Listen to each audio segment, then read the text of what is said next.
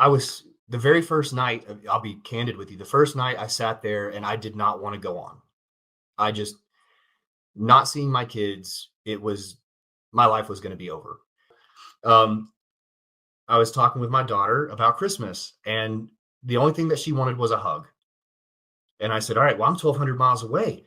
What are we going to do?" She said, "I'm going to ask Santa for a hug." So on Christmas Day, I drove to Denver. I got on an airplane. I flew to their house, showed up, gave them a hug before I was told to get off the property.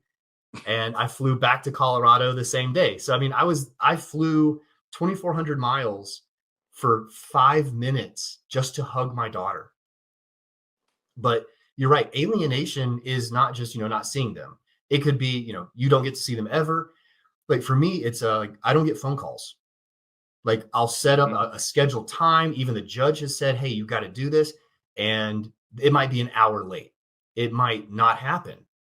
When we do talk, if we start talking about things that might be controversial, all of a sudden dinner's ready and they have to go.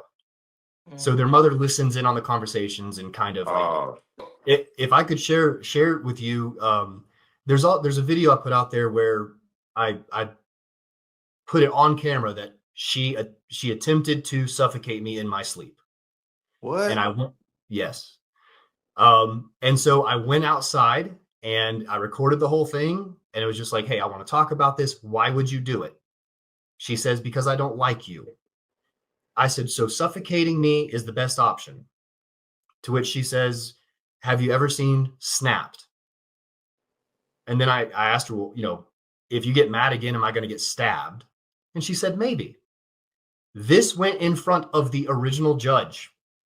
And that man said, you're a combat infantryman.